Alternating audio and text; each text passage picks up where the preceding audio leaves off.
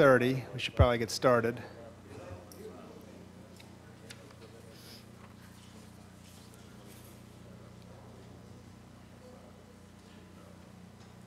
All right, we'll go ahead and call the meeting to order. This is our a special council meeting, June 19th, 2018. Mrs. Hoffman, can we have a roll call? Mr. Burke, Mr. Cahill, Miss Kyle, here. Mr. Skidmore, Miss Sedkamp, here. Miss Cahill, here. Mr. Montgomery, here. Miss Skidmore, here. Miss Pitts, here. Mr. Nicely, here. Miss Fetty, here. Mr. Blankenship. Here. All right, we have a quorum. We've got one item on the agenda for this special meeting, and that is under legislation. It's a resolution regarding the municipal road aid. This is a resolution adopting and approving the execution of a municipal aid co-op program contract between the City of Erlanger and the Commonwealth of Kentucky Transportation Cabinet, Department of Rural and Municipal Aid for the fiscal year beginning July 1, 2018, as provided in the Kentucky Revised Statutes, and accepting all streets referred to therein as being streets which are a part of the incorporated city. By summary, this is an annual situation pursuant to KRS 177-365 that provides that 7.7% of revenue resulting from the imposition of motor fuel taxes get set aside to the city, and this year that dollar amount is $361,527.61. Right. Do I entertain a motion that we adopt as written? A motion by Mrs. Kyle, second by Mrs. Skidmore. Any discussion? All in favor say aye. Aye. All right, motion carried. We'll get that municipal order signed. With that, then, I'll entertain a motion to adjourn. Motion by Mr. Blankenship, second by Mrs. Kyle. Any discussion? All in favor say aye. Aye. All right, motion carried. Meeting adjourned. All right, with that, then, we'll open up our council committee meeting. This is the July 19th, 2018 council committee meeting. All right, so we open it up for discussion. First on the list is the Boy Scouts of America. We've got Mr. Bischoff here in the audience. Mrs. Fetty, did you want to speak prior? Okay, let him take the floor. The floor is yours. Yeah. There's a little red button. If you push that, the mic will light up, and yeah, there you go. You're ready to talk. Awesome. Thank you. My name is John Bischoff. I work for the Boy Scouts of America. I am a district executive, specifically serving Kenton County. So between the top 7 counties in northern Kentucky that we serve, my focus is specifically Kenton County. And I was asked to come here today by Ms. Fetty to talk to you guys about starting a social work explorer post here with the city. As some of you guys hopefully know, you guys have the city has a police explorer post currently, and so I don't know if anybody has any experience with that, but essentially exploring is the part of scouting that explores careers and that explores, different areas of expertise. In the greater Cincinnati area, we have mainly police posts, fire posts, and then a few medical posts. And all of these have youth that are between the ages of 14 and 21, both boys and girls. And they basically, depending on whoever is running the post, the advisor, and they basically kind of decide what the curriculum is, what the needs are for these youth. For the Boy Scouts and for the Cub Scouts and for venture crews and Sea Scout ships, there's kind of a defined, I would say, quote-unquote curriculum. They earn their next rank. For the Cub Scouts, they work on getting all of their electives. For Boy Scouts, the ultimate goal is to achieve Eagle Scout rank, and so that's kind of set. Versus an Explorer post, they're more defined on what the needs of the community are. So if someone wanted to start a social work post, That means that we would want to try and engage some youth in the area who are interested in potentially becoming a social worker or potentially learning about the career and what it entails. And I have a few, just the promotional handouts that we have, but does anybody have any questions specifically about a post or any questions for me? Go ahead, Mrs. Kyle. Yes, I do. Like for social works, would they go to Key North or any places like that? Or I don't understand how it fits together, I guess, is what I'm saying. Do they shadow people or? So that's however whoever organizes the post, there's 4 adults that would organize the post, and at least 4 adults. And they kind of determine what the curriculum would be, what kind of experiences these individuals would have, what kind of, what specifically they're allowed to learn. I personally can't speak to what exactly they can do because I'm familiar with the Boy Scouts. I'm not familiar with social work. So, that's something where, hopefully the people running the post have a pretty good idea of what kinds of things that they're allowed to do, and ideally they'd be able to do everything that they're allowed to do, privacy laws or whatever. And I will say that if you would like some examples, your police post has been doing phenomenal. Recently, they had a police exploring competition. I believe that they attended, and all I know is that I was told specifically every Explorer post from Northern Kentucky that went rocked it. So, Well, that's with a specific police force and a specific fire department.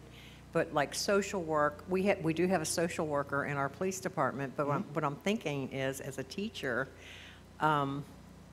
being a social worker, there's a wide range of different positions out there. I mean, and it's so diversified. That's why I'm thinking, do they want to come here and work under our social worker? Is that what you're saying, or? that was the idea that was, that I spoke with Ms. Fetty about, excuse me. That was the idea. But then again, it can be however you guys want to try and help these young people explore what that career is. Now, I can say in our promotional brochure, we have listed popular exploring careers: child, family, and health social workers, medical and public health social workers, mental health and substance abuse social workers, social and human service assistants. So it really is, whatever you think that you want to do. If the social worker and the police force that you were speaking about has a certain specialty and they want to, recruit some youth to learn how to be that specific type of social worker, that's great. If they want to just get a more general, broad understanding of social work and kind of see it at a higher level, it's kind of up to you guys with how deep you want it to be and how specific you want to get with the program. Okay, thank you. Yes. A couple of questions. One is, are you aware of any other communities doing this in the social work? And if so, how have they done it? And secondly, one concern I have with social work is so much of it, what they do ends up in the juvenile courts, which is confidential. And how do you deal with the confidentiality and privacy issues? So I can say that in the Dan Beard Council, which is the Ohio and Northern Kentucky of the greater Cincinnati area, there aren't any other social work posts. However, after I discovered that earlier this week, I am working on finding some other local councils in the area that might be able to have, a post advisor or someone be able to kind of call in to kind of help, get you guys going. To the privacy part, I will shamelessly admit I know very little. That would be something that the post advisor or the social worker in charge would kind of have to work on developing a plan. Maybe, just brainstorming. Maybe they talk about, say this child has had this problem. This is, speak of it in general terms where we wouldn't be in risk of, breaking those laws, but where they can still learn the situations. Does that answer your question? Okay.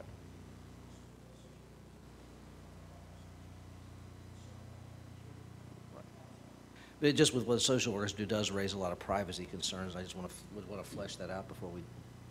move Right, on. and like I said, that's kind of where, you know, you guys know how to toe that line significantly better than I do. So that's kind of, you know, I don't like to say up to your discretion, but that's essentially what it is.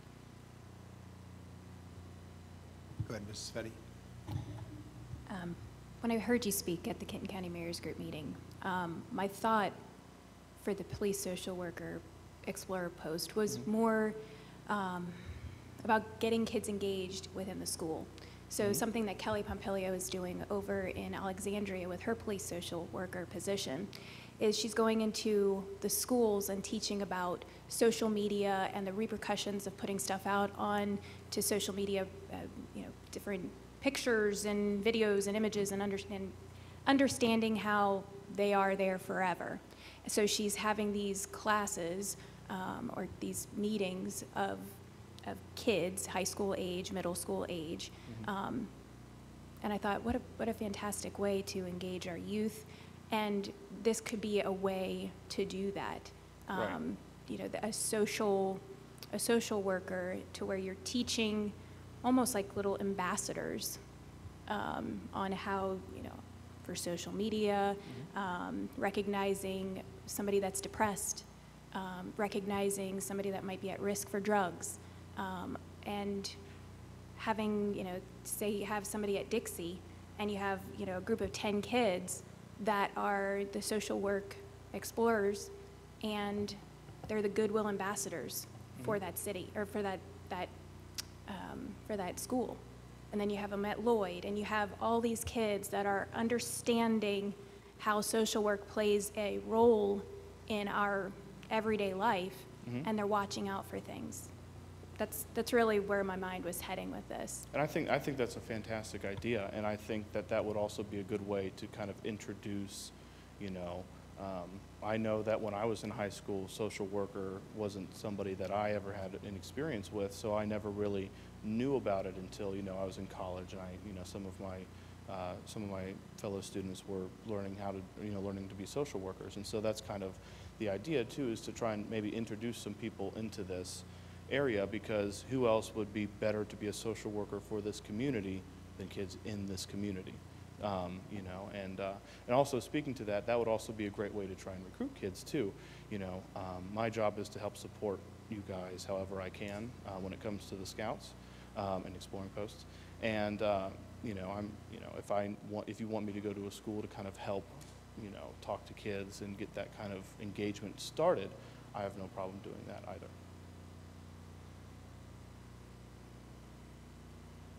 Go ahead, Mrs. Sokamp.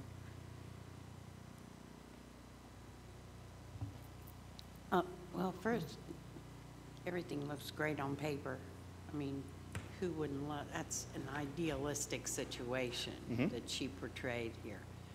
First of all, I'd like to know if anybody has discussed this with our social worker and our police department, because they just got her, and she's been doing marvelous work for them, is my understanding, and I don't know if she would be willing to take on something this big when she's only been here a few months. Their thing in Alexandria has been, what, 2 years, almost 3 years, I think, if I'm not mistaken. So, you know, I think it's great to think about it for the future, but right now, I just don't see it. And we've always had a problem here of finding people to be freed up, and you're talking about 4 adults that can't back out. You know, we've had some incredible volunteer programs that have gone aside because there wasn't anybody that could step up to the plate because everybody's so busy. Right. And I'm sorry, go ahead. I'm no, sorry. that's okay. Go ahead. I was just going to say, you know, to speak to the first part, I've personally not talked to the social worker. However, I am more than happy to have that conversation and to at least start the dialogue to think about it in the future if this is something that, you know, we can't figure out right now. You know, there's a right time and a right place for everything. And if this isn't the right time, then at least it's an option, so maybe we'll be able to figure that out for the future. And for the second part, part of my job is, the biggest part of my job is to try and help recruit volunteers. So that's also something where I might be able to help out more than maybe some other areas, in that, you know, I could probably help identify some prospects, you know. I know that one of my volunteers she probably puts in about 20 hours a week just with Scouts. She's a social worker for Children's, and she lives out of Fort Thomas. And I know that if she had more free time, she would most definitely be down for this. So, you know, maybe if you want to try and keep it in-house, I can try and help identify some people. But, you know, the four people that we would need to start it as a unit, they would need to, some of those people could theoretically just be people to help, you know, to help register the unit. In a perfect world, they would all be super engaged and super active in the unit. But, you know, if you have 3 people that are super active and you need one more person, you know, either yourself or Ms. Fetty or somebody could also sign on, and also, you know, that way you would also have a part in it to try and help make sure that it's still going. You know, ideally that might be somebody who might be able to help identify more volunteers or identify more youth who might want the program. Does that make sense? I'm sorry. Yes, it does. However, I think the very first people that you need to talk to are the chief and the assistant chief, because anybody, you know, that's going to be under that social worker is also under the guise of the police department. And that throws another whole Right. ball. And I'm more than happy to have that conversation. Right, So. right. I'm not trying to be a naysayer here. I'm No, just, those are good points. That's a good part of the Yeah, dialogue, too. that's very important. Mrs. Fetty, did you have something else? Yeah, I was just going to say, when I heard John talk, I thought it was a cool opportunity to kind of throw out to you guys, see what you thought about it. And not necessarily that it has to be something that happens right now, because Right. I know this would take a tremendous amount of work, but just something to keep in the pipeline, because I think it would definitely be beneficial for our community. I agree. Yeah. Go ahead, Mrs. Kyle. Yeah, I have 2 thoughts. First of all, what Miss Fetty was talking about with the Facebook and social media, I used to be the director of the SAD program at St. Henry's, and that's Students Against Destructive Decisions. And they were the little ambassadors that would go out to the different grade schools and, you know, tell the kids stuff. So you've got that avenue to cover that. If you wanted to do something like that in the schools, you could, I mean, I can't speak for all the other high schools, what programs they have, but I would imagine they'd have something like that. But the other thing is, too, if we wanted to explore this idea, maybe some of us could go talk to the social worker in Alexandria and get ideas from her, like, okay, how does this work? You know, how much time is involved? Because I definitely don't want to overstress our new social worker. She's doing a great job, and you know, I'll tell you, she's a busy lady. We keep her busy, so I don't want to overwork her. But you know, we could get some valuable information from the lady over in Alexandria, maybe. And just think about it, you know, get the thoughts going and see what's involved, and then take it from there. I don't know. Got an idea? I'm open to whatever. I mean, Yeah, I think what we'll do, now that we've seen the presentation, is I'll just get with the police department and social worker this week, and we'll just see what logistically, if this was something they're interested in, and then see what a timeline, and we'll kind of put that out after that. If that's okay with everybody else, unless anybody had any more comments. Sounds like a good approach. Thank you very much. Thank you Thanks for having me. coming out. Appreciate Yeah. it. And if you guys want to look at any of like the promotional stuff, or one of my cards, I can either, I don't know if I can pass it out right now, or I can, I'll be around. All right, thank you. All right, the next item on the agenda is Big Shots. Mr. Kramer? Sherry, did you get that? It's okay.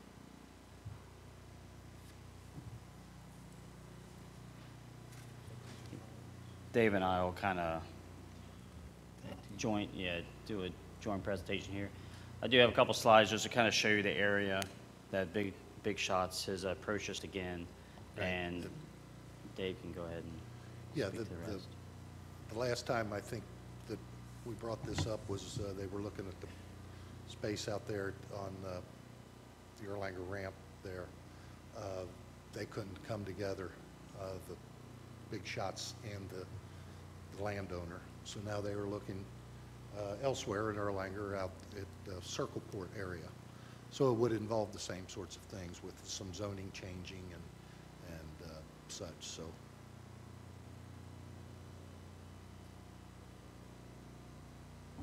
So that's the area they're looking at right now. It's on Dulwick, if everybody can see there. It'll, to the far right of that picture is where Sun Behavioral is. So there's a lot open between that, and then the orange part is the area that they're looking at possibly purchasing. If you look at the next slide, it doesn't show real well. Click back to the other one. So on the front left is where their building is going to be, the restaurant, all the range houses, whatever they call them. Yeah, where they check in and. Right. And then on the right side, they'll have a parking lot. And then the north side of that there will be where the poles would be and where you're actually driving it out into.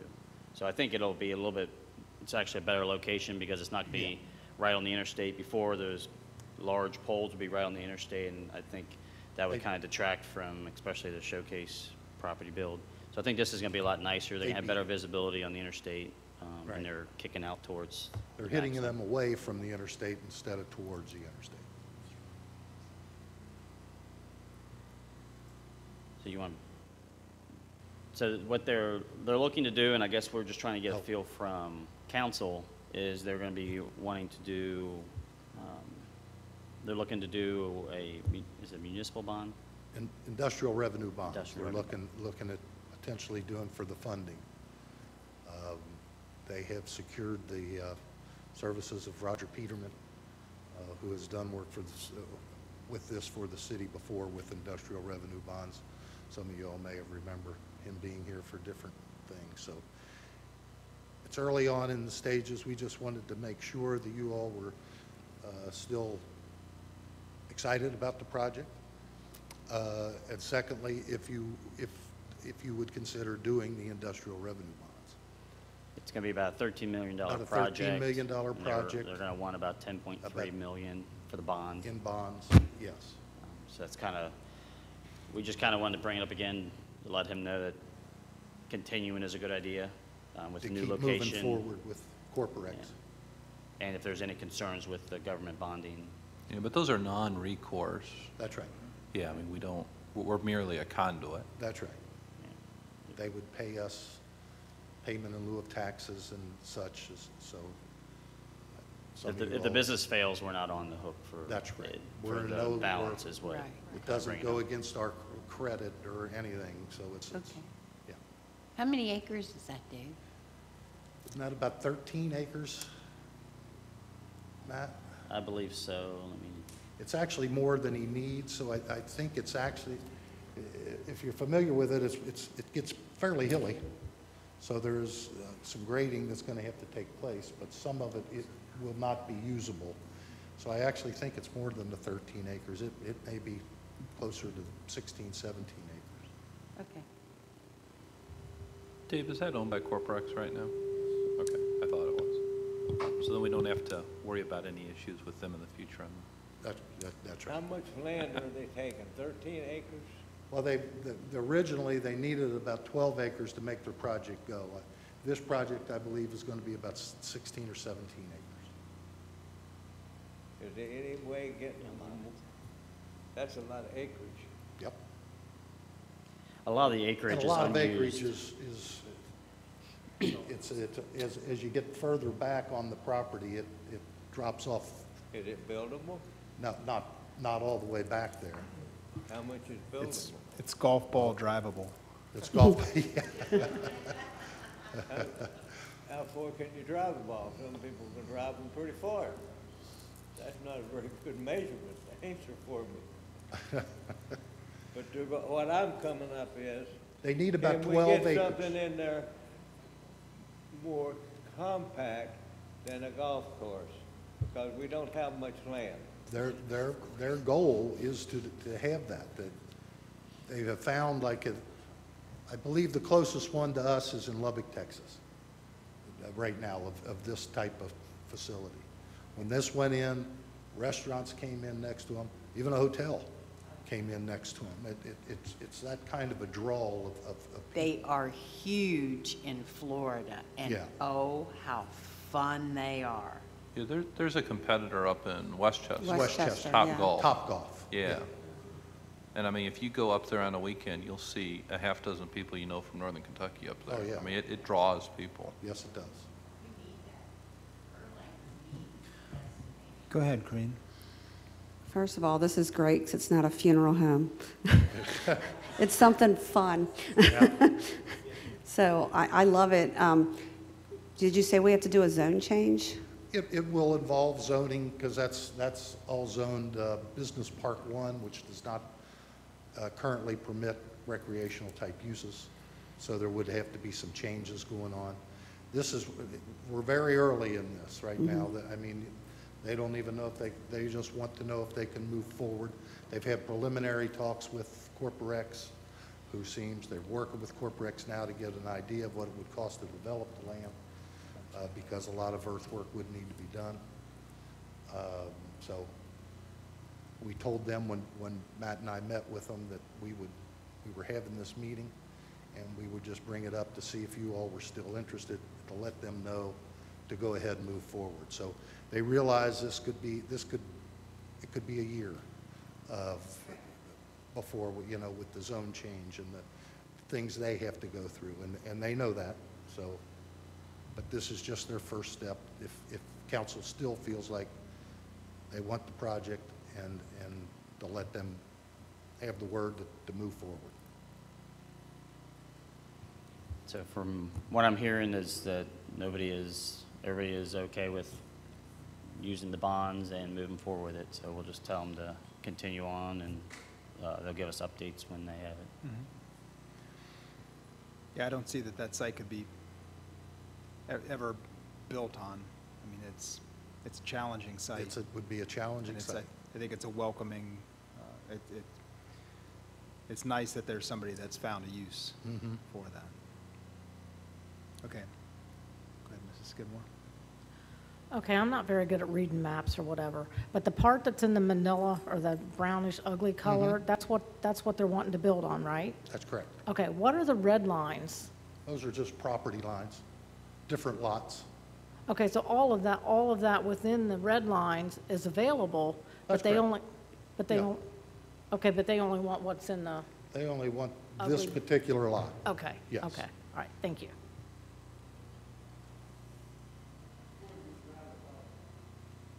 Is it Erlanger on the other side of the property Yes. still? Everything on this side of the interstate is. Yeah, I know that Crescent Springs starts to get close. Okay. yeah, that's Okay. all in Erlanger. I mean, I know the site is, but I just not, Yeah, Beyond that that. all goes back, yeah, that's all, pretty much all in Erlanger. great.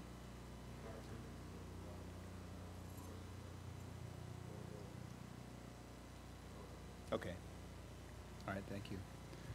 All right, I see a question in the audience. Mrs. Dietz, do you want to come up to the lectern? Corporex owns all of that, yes. All right, if there's no other questions or discussions, we'll move on to the next item. Seeing none, we'll move on. Thank you, Mr. Hahn.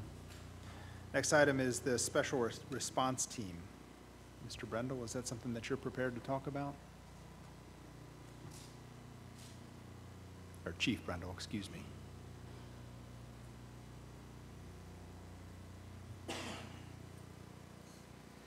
So currently, we have a mutual aid agreement with Florence SWAT Team, or SRT team. We joined them about 2 years ago when we disbanded our team. We have a couple guys on there that are on part of their team. It's really, we pay for all the costs of our guys, and then if we ever called out them to our city, we'd have to pay all their overtime for all their employees and ours for that. Since the merger of dispatch, we've been approached by Kenton County's SRT team. They have changed things over the years with training, personnel. We've talked to several chiefs that are part of it now that had concerns before. So everything is better. We've checked out some of their training. They're going to some top-notch people to do training. It would cost us $3,000 a year, and that covers up to five or six guys, and they pay for all their uniforms, all their equipment, except for guns. We would be a part of that board for I think there's now 13 cities who are part of it. So I'd like to, I've already talked to Florence a little bit, kind of giving them a heads up that we're looking this way. They were fine because we're not hurting their team. They did us a favor back then. So I kind of would like to start the termination process for Florence, giving them the 30 days notice so we could kind of move forward and hopefully get by August 1st beyond Kenton County's SRT team. That's my goal. Any questions, concerns? I don't see any questions or concerns. Is that all right if I bring that up, what we discussed earlier about the team? Okay, I didn't know if that was quite. In addition to that, when we had our own team, we had our own medics on the team. Kenton County SRT has requested some of our medics to also be on from the fire department on the team as well. Talked to Chief Whitaker today about that. I think that's a good idea. The mayor's okay with that. It's really good training for the medics. I mean, it gives them a whole nother element. So overall, I mean, Florence has been great to us and we really appreciate it, but I think with us moving our dispatch to Kenton County, it makes more sense overall. I mean, financially it's better too, but I mean, we're not really that concerned on that aspect because it's not a ton of money. But I think the training aspect that especially the fire department's going to get in addition is well worth it. All right, go ahead, Mrs. Pitts. Do they already have any medics on there in Kenton County before ours join? I don't believe so. They're starting that part up. They've never had them before. They're looking for like 8. Do they have some? They have a full-time doctor. Right. Mm-hmm.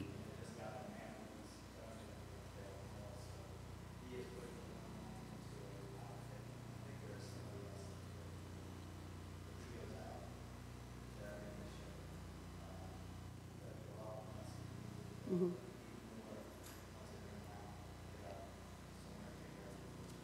Okay, thanks. Mrs. Cow, did I see your hand? Yes. My question is, we said $3,000 would take care of everything. So does that mean that we do this joint effort and like if we need the SWAT team, that we wouldn't have to pay like we did with Florence, or is it the same as Florence?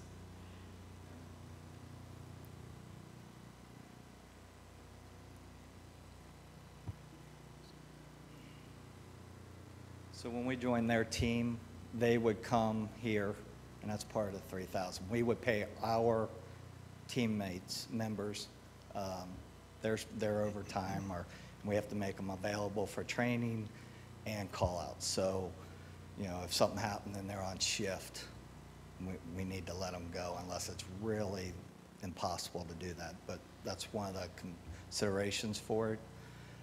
As far as the $3,000, we already budget, I think, $2,000 just for our guys' equipment every year. So this would just be adding that $1,000, and they take care of all the equipment, and we've already bought the guns and all that stuff, so we don't have any other expenses there. So we don't have to pay their members when they come out? No. Just our own? Okay, that's No. what I was asking, yeah. That's great, I like it. Yeah, I mean, one of the other things about it is we're merging dispatch, so we're wanting to be a part of the county, show we're going to be teammates and members.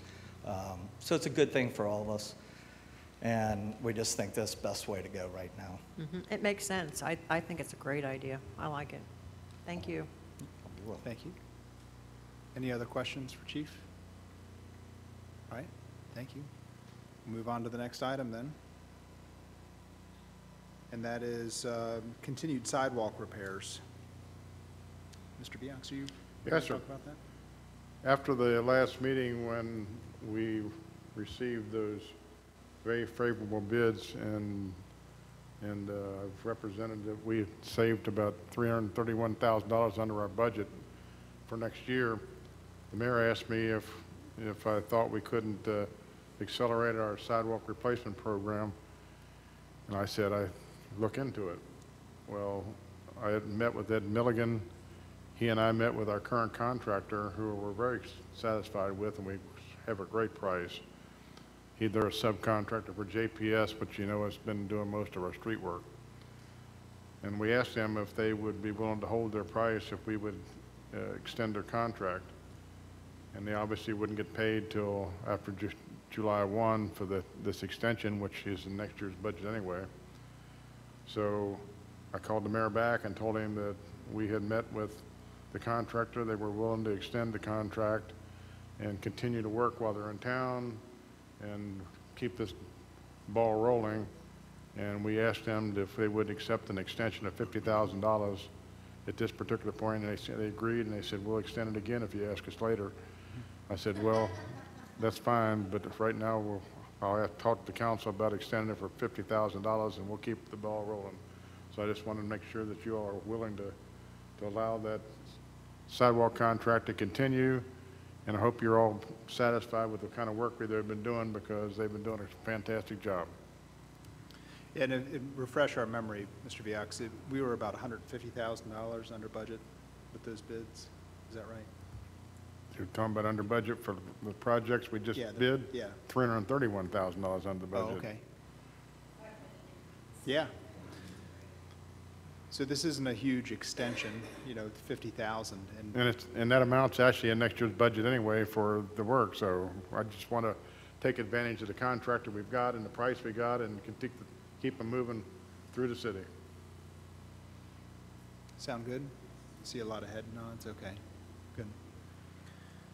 All right, if there's no other questions or discussion, then we'll move on to the next item. And that is the committees. And I sent an email out to everybody. Did everybody have a chance to take a look at that? So the idea of this is, you know, there's some things that we put on our goals for 2018 that are really not being addressed, some of the council goals, because they don't necessarily fall under a department head that would necessarily pick the ball up and shepherd that goal, and wanted to put it out there to council to talk about creating smaller committees. They wouldn't necessarily be standing committees, action-based or goal-based committees.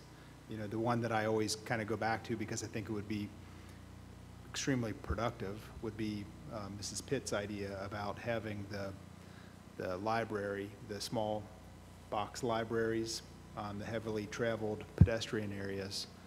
I don't think that would take a whole lot of work. I think we could get volunteers that could volunteer the time and the material to put something like that together. It just takes someone to kind of carry the idea forward. That's just one idea. Everybody, you know, everybody who participated in the goals for 2018 has things like that.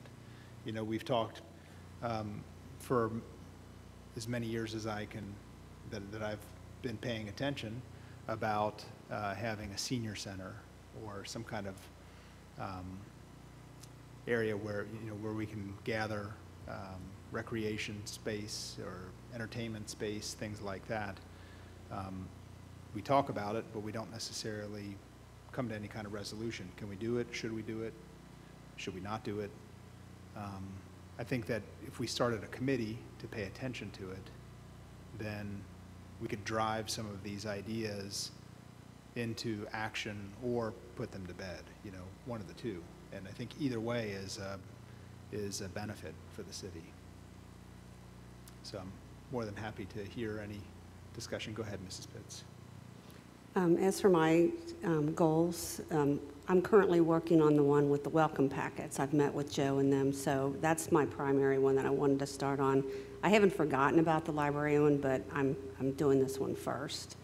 And with the senior center, I know that's been on Patty's list for a long time, but it's always been, you know, between that and the firehouse, what are we going to do with this large amount of money? What, you know, we haven't made a decision about the firehouse yet, so that kind of leaves the civic center or the senior center in limbo till we know what we're doing with the firehouse and public works, most importantly, because of all the issues they are having. So personally, I mean, just personally, I don't want to do all these different committees for that, because I think everybody knows their goals, and what, I don't think anybody's going to not do them. It just might not be when you want them. So, Well, I know, but that's I mean, just my- and I wasn't trying to pick on those two necessarily. I don't want those two items. I mean, those were just two random ones that I brought up. I know, like Mr. Cahill had creating a punch list and a timeline for those repairs on the city facilities. We've got kind of a rough idea of what we need to do, but we really need to kind of fine tune that. And I think it's appropriate for a council member to kind of head that up, because it doesn't just touch one department. There's multi-departments in there, and including then the budget as well. You know, it's going to take that, you know, to start to make things happen. We've had that list for, what's it been, 2 years? You know, of the survey of the facilities. So, yeah, okay. Thank you, Mrs. Pitts. Any other discussion on that? Mrs. Sedkan?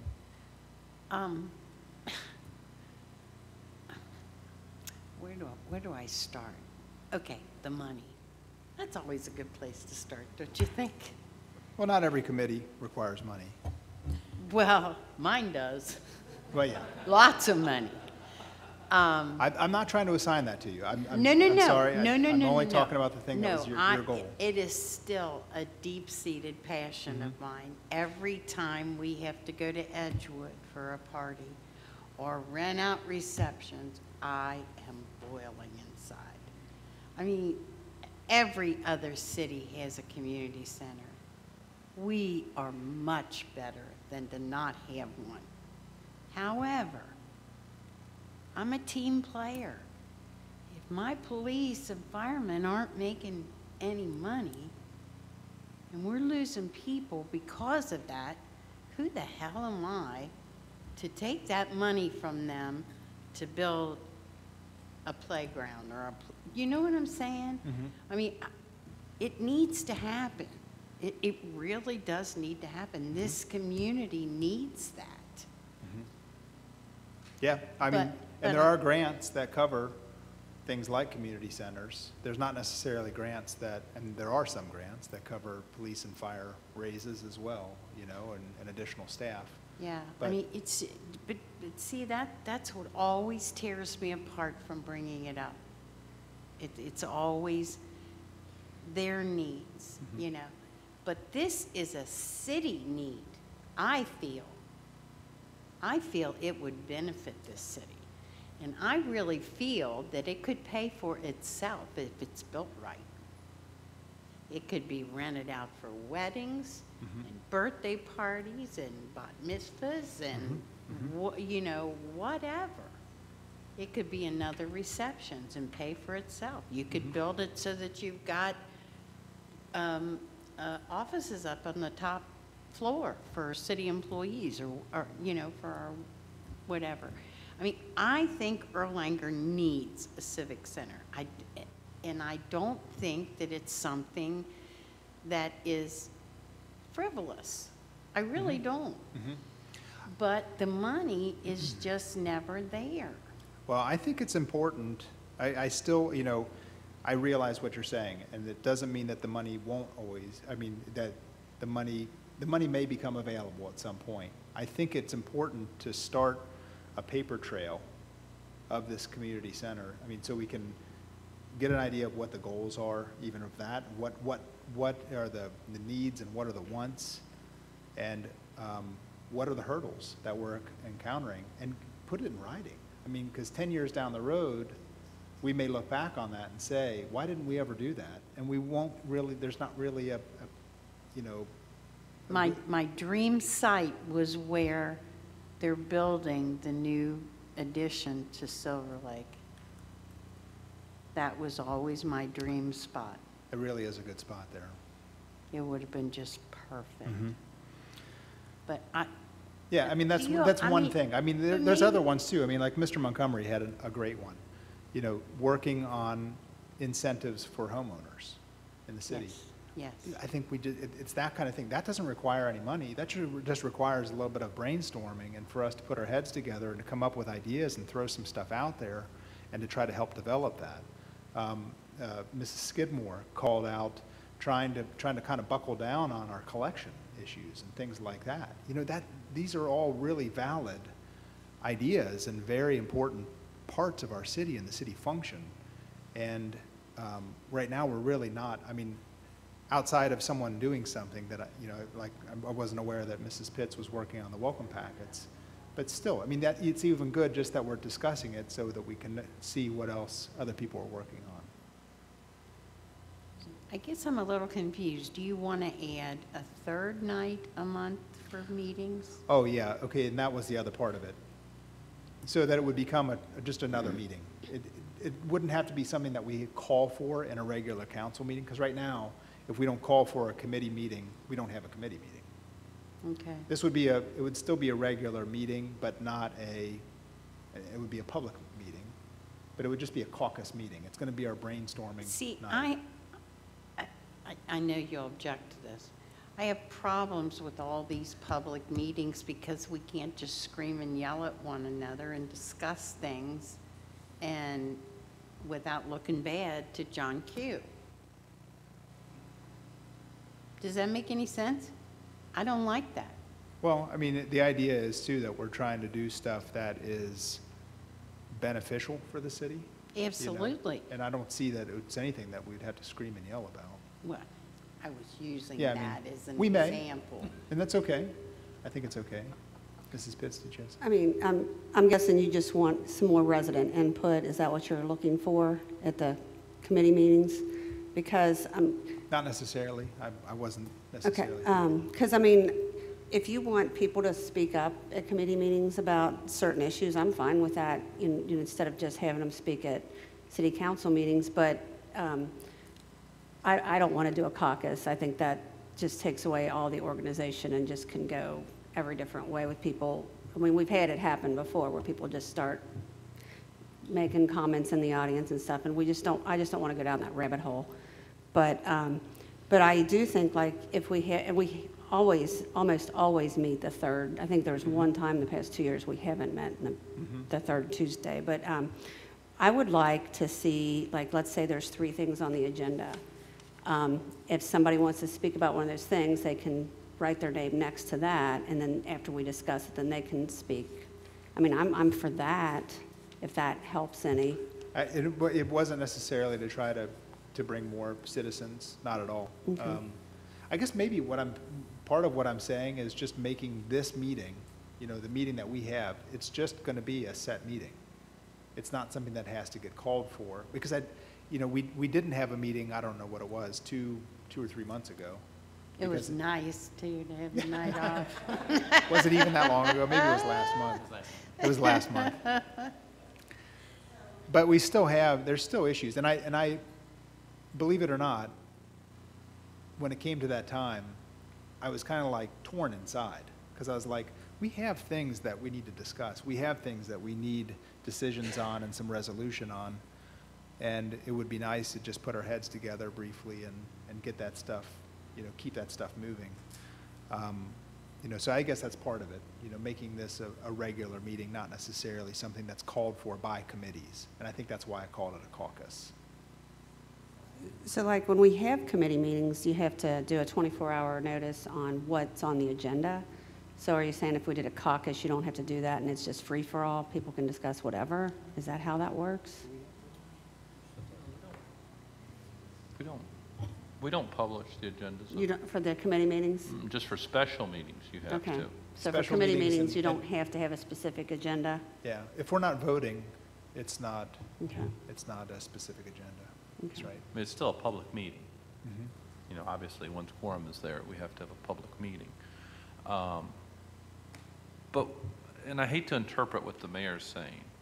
And I shouldn't even try to step into the weeds here, but I think what the mayor's saying, I think, I'm sorry, Tyson. Go ahead.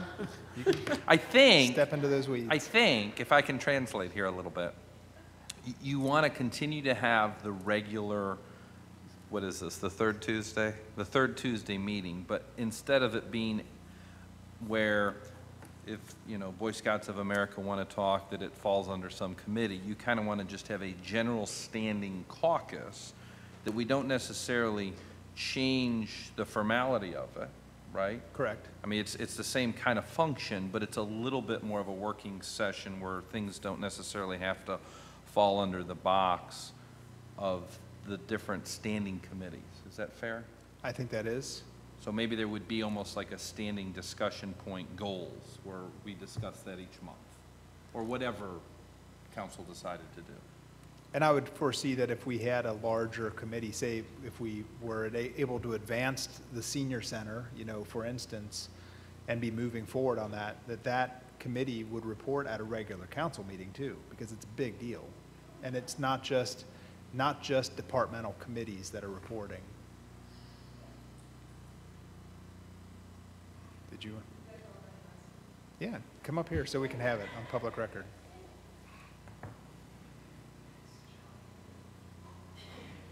Jane Q. Wow, it's kind of amazing that I came to the meeting tonight after not being here for a couple of months. Welcome, Ms. Dietz. Because thank you, because I didn't know you're going to speak about this. I've been to these meetings for 4 years, with the exception of the last 2 months, the council and committee meetings.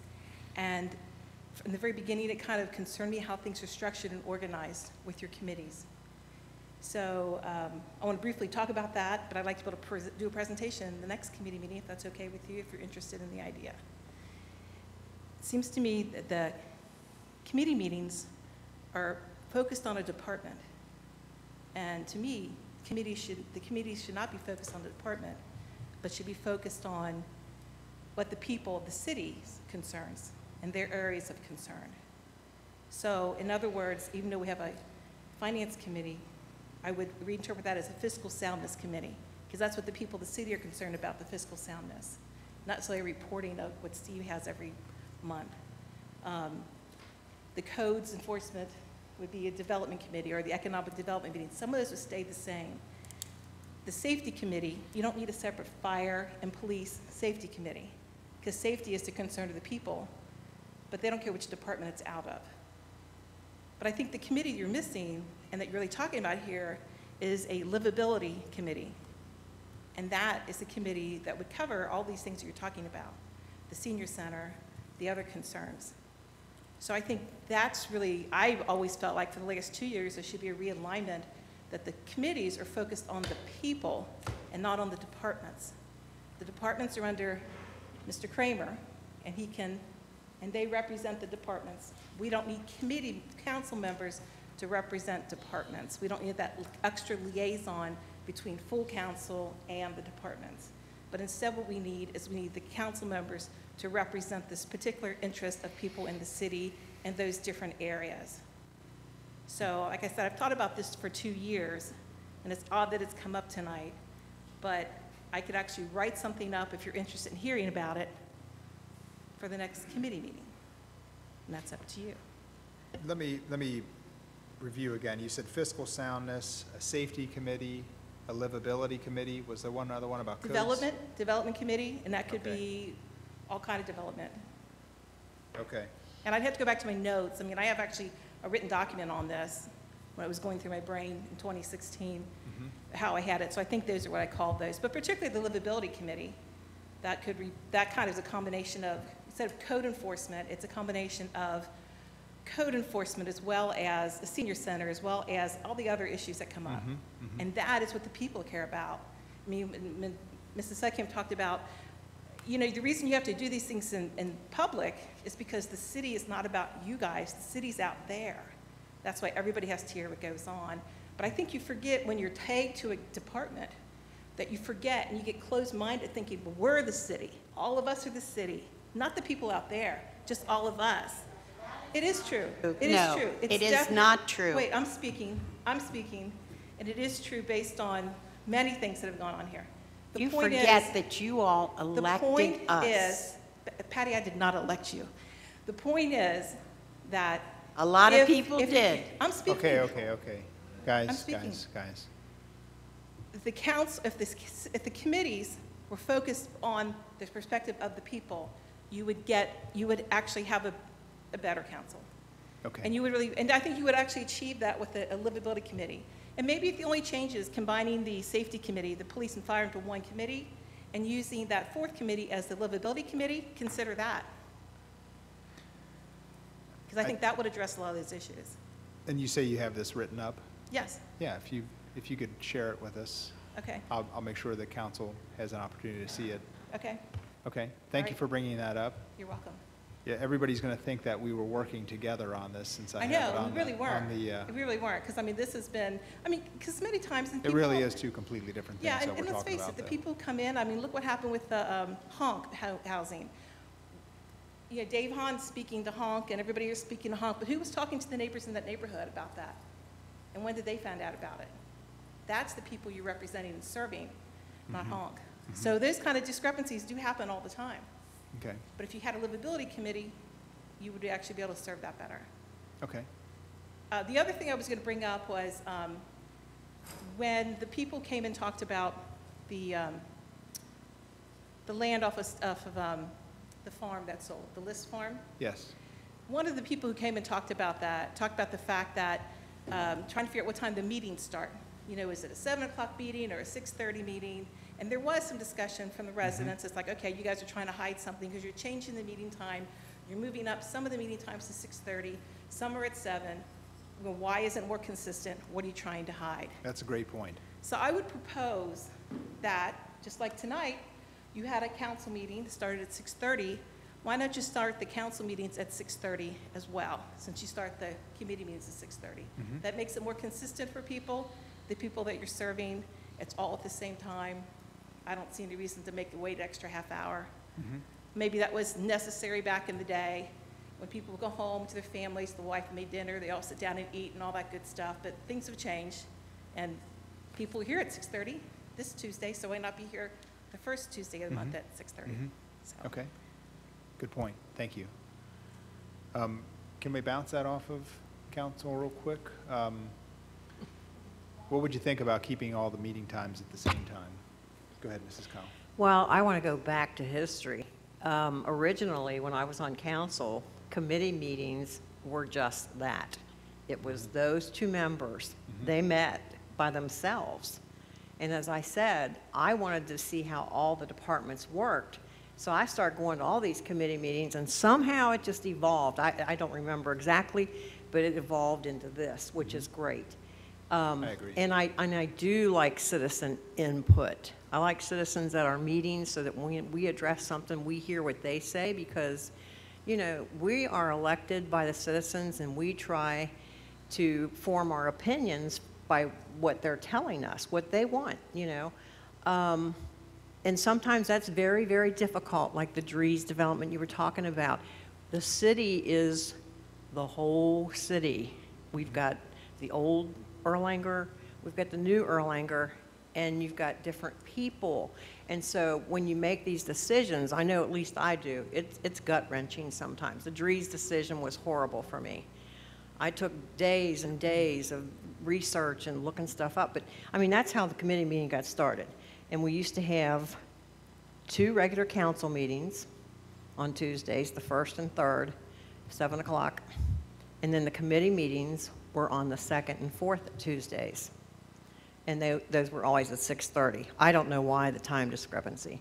It is on our website, but I don't know how people feel about changing the time.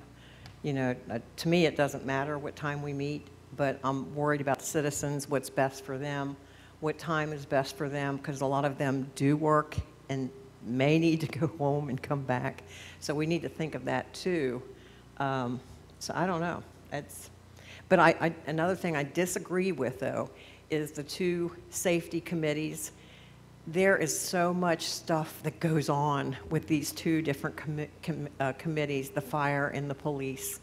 And I know for a fact that Patty and I meet with the police department for at least a half an hour before the meeting starts, just to get updates on what's going on. And we like to share things that we think people are interested in, like what the dog does, so they know why we've got this dog.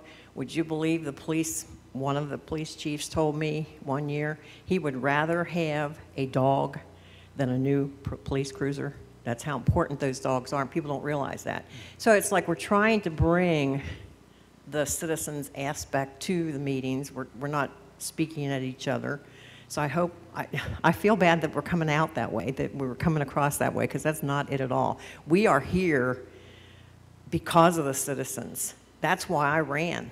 I almost died of cancer, and I thought, I need to do something. I need to do something with my life to make a difference. And I love this city, and this city's done so much for me. I need to give back. So for me, it's like a service. You know, I didn't even know we got paid when I first was on council. So I got a paycheck, and I'm like, what's this for? I thought we just volunteered. But that's what I'm saying. You know, it really, I mean, for most of us running, it's from the heart. We really want to do the best we can. We try to keep in touch with people. Mm-hmm.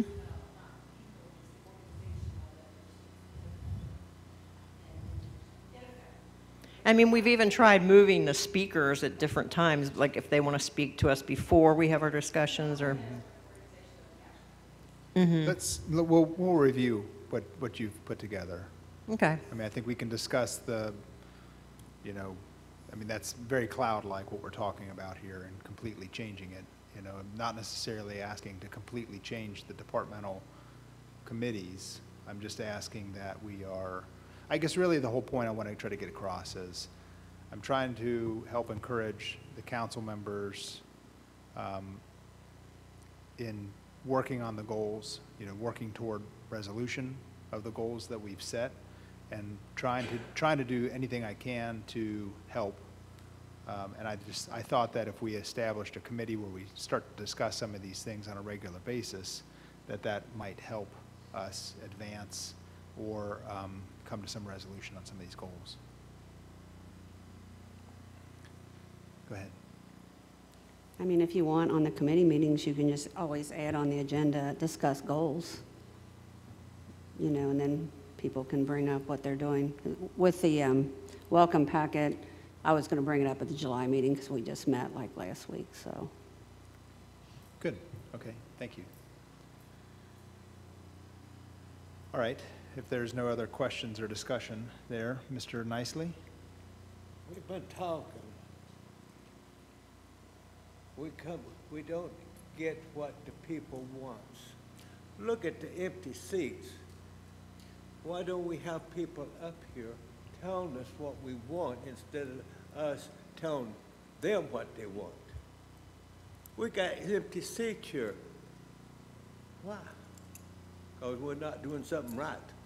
Typically, the seats only get filled up when we're doing something wrong.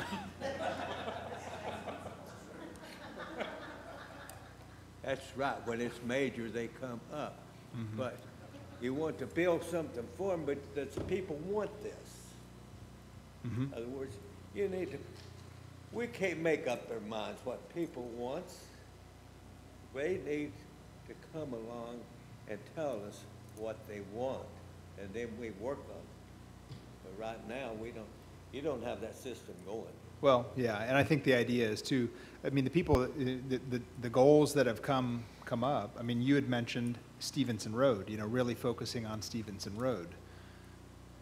That wasn't, I mean, that may have been your goal, but that's something that you've heard other people talk about too.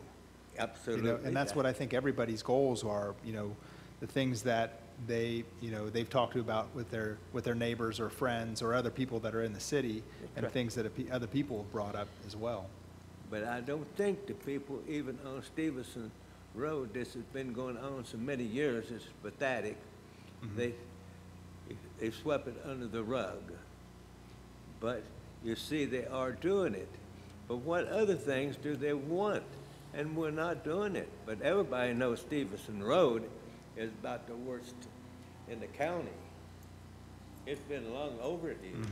Yeah, yeah, we're But glad to see that there's some action We being make taken. up the minds, the people, and we don't know what the people wants, and we should have people more interested up here do it instead of us making their minds up for them. And right now, you need to concentrate what people want, not what we think they need, what they want. Okay. Mr. Montgomery? I am involved with quite a few groups, and when you have a meeting to get people to come, they don't come. People don't like meetings, they don't go to them. Where, you know, if I go to Kroger, I can find out what people want. It's hard to walk through Kroger without someone bringing something That's up, absolutely and that right. isn't a bad thing, but, and my neighbors, they talk a lot. Stevenson Road, you brought that up, right there. I've probably had 30 people from that area bring up Stevenson Road. So I think sometimes trying to do it in a formal manner doesn't work as well as going to Kroger or down to the park or walking down the street. Yeah. I think that, I mean, by us doing it, Mr. Nicely, I mean, by us doing what we're doing now, it's a way of us trying to be proactive and not waiting for people to, I mean, because typically people aren't going to bring something to our attention until it's a problem. You know, and if we fill the house here, you know, I think we're going to have so many problems that it could be overwhelming, you know, by trying to address some of the things in making our city better.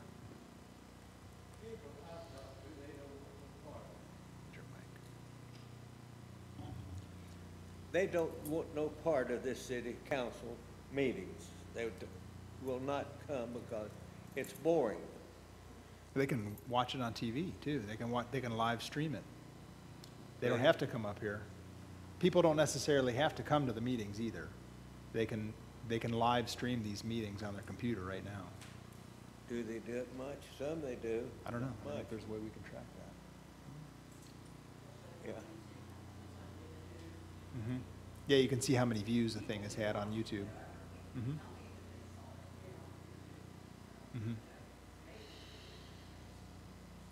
Mr. Montgomery, did I cut you off? Okay, sorry, I did kind of jump in there shortly after. I saw that you had your hand up. Yes, go ahead, Mrs. Skidmore.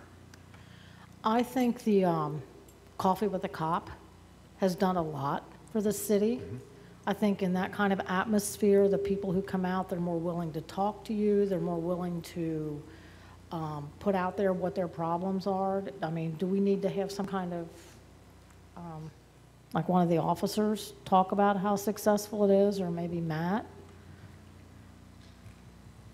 How successful the Coffee with a Cop? I think the PD is seeing a lot of success from it. I mean, they're the ones that really have tracked of it. They obviously started it, and they're the ones that are running with it. But I know the businesses are very happy, the ones that they've done, at least that they've told me about. Well, I think we're running out of places to have coffee at, though. Yeah, right. We might have to have someplace twice. Some of us kicked around the idea of pasta with the police. Well, that would get 4 of them. That would get Salvadori's, Gold Star, Dixie Chili, and Skyline.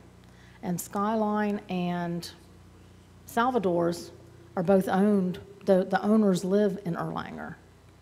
So that's kind of in-house. Yeah, that's a good point.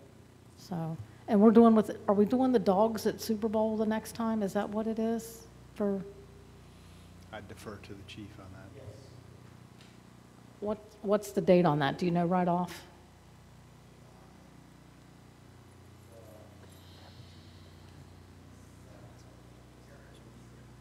Oh, okay. Should I bring that up? What's that? Yeah? I jokingly said to Jack, I said, maybe we could have beer with the council. But I think, yeah, I think those days have passed. Well, can we go back to one thing? The time. I like that idea of having one consistent time. I mean, is there, what, can we get a straw poll from council?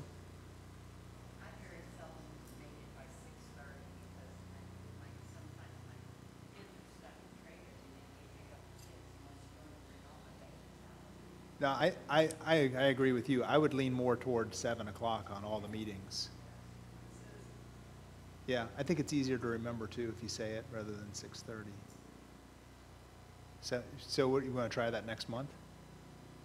We'll move the committee meeting to 7 o'clock? Yeah. Yeah, we'll be sitting here for a half hour. Well, and then Kevin can make the meetings, because I think he works till 7, so, yeah. Yeah, okay. Okay, we'll do that next month. Okay, I did have a couple other quick items that I wanted to go over real quickly before we adjourn. I did receive a phone call from Joe Meyer, the mayor of Covington, and he was asking if Erlanger would be willing to join as co-plaintiff in a lawsuit.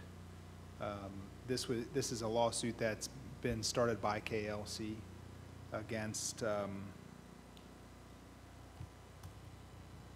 I guess it's against the state of Kentucky regarding the rate hike in the pension system. You know, they are going back, and KLC is supporting this completely and saying that the rate hike is truly arbitrary and capricious. And so, you know, a lawsuit's been, they're planning on starting a lawsuit. Covington is in, and he was asking if Erlanger would consider being a co-plaintiff in that lawsuit. I told him that I would bring that to council's attention to see if council, it wouldn't be any cost for our city. It's just going to be if we support that idea or not. Yes. Yeah, that's regarding the 12% increase. With the possibility still that the legislature is pushing for a 50%, you know, a 49% increase. So, any thoughts, any feelings on that?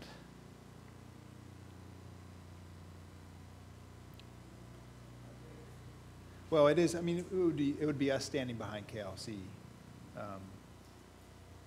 who is our insurance company.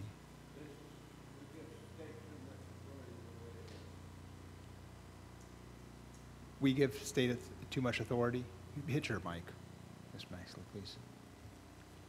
They want to tell us what to do, and they want our money, but they don't want to listen to us. Do we need them to run our city? Like you say, they're getting the rate hike and so forth. Yeah, this would be trying to fight the rate hike. I mean, ultimately, I think at this point, I think we dodged a bullet this year with the 12% increase, but the idea would be that there could be an additional 12% on top of that next year, and I think that the plan is to do that for 5 years. And yeah, I think they're going to continue that unless cities fight back. Are you familiar with it, Mr. Blankenship? Yeah, I am familiar with it. I mean, you know, the Kentucky Constitution prohibits arbitrary and capricious action by the state government, and I think there's a very strong argument that... Oops, I'm sorry. I think Okay. People have wanted to use that on me before. That's all right. That's all right. No, anyhow, I've read some about the lawsuit that's being contemplated. I think there's a good basis for it legally. From what I've read, I think you can make a good argument. There's no basis, rational basis, for the increases that we're talking about. And based on that, I would be inclined to say, yes, we can join, especially since we can do this at no cost. We're basically just letting our cities, putting our city on the line, saying, yes, we're against this. And I think we are pretty uniformly against this. So I have no problem with joining the lawsuit. All right, thank you. Yeah, I think we are important to KLC in this. You know, we're one of the, Covington may be the largest city that KLC represents, and we're up there. You know, we're one of the larger cities. Cities that get larger than Erlanger and Covington get to the point where they can self-insure, and they no longer need KLC. So, yeah, I mean, I think it's important to them to have our buy-in. And I appreciate that, Mr. Blankenship. Thank you very much. So, head nods, yes? Yeah, does it make sense? Okay. Okay, thank you. I think it's a good idea as well. And then one other last thing quickly. We received an email here, and I mentioned I wanted to talk about this with council. I'll go ahead and read this email. Is that okay, Sherry? Do you mind if I just read this? Okay, this is an email from Sherry to me. Sergeant Natalie Selby with the Alexandria Police Department has requested a key to the city from Erlanger to present to Joey Votto. Sergeant Selby is working on the State of Kentucky's CIT conference planned for this fall. It is a conference for law enforcement officers regarding mental illness or mental health issues. They are recognizing Joey Votto at the conference for his donation of $425,000 plus to the UC Stress/PTSD Center. Ms. Brandy Bugg called on behalf of Sergeant Selby. She said that they are requesting a key to the city from Erlanger because Joey Votto is a resident of Erlanger and the conference is being held in Erlanger. And then Mrs. Hoffman goes on to say, and I agree here, she says, I don't think Joey Votto resides in Erlanger and the conference is actually being held in Boone County. But if you want to do it, I think it would be a nice gesture. I'm not sure if they want someone from Erlanger present to present it or not. So I thought, well, it's certainly not a whole lot of skin off of our nose if that's what they want, but it is a little odd that he doesn't reside here, and that, at least I don't think, does anybody else know? I mean, people talked about that the building on Buttermilk, that everybody kept saying that was Joey Votto's house, and it's, or Turkey Foot, yeah, excuse me. What did I say? Yeah. Yeah, it is. It's not Joey Votto, yeah, so.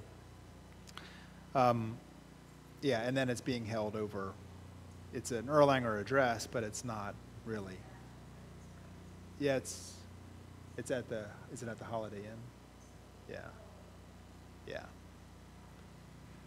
Think we should go ahead and do it? Okay. Okay. I'll be happy to do it. All right, thank you. Yeah, sure. Thanks, Renee. Are we going to have Matt any? said that you're going to ask who Joey Votto is. I'm going to hit it right out of the park. Is there going to be a buffer between I-75 and the prison?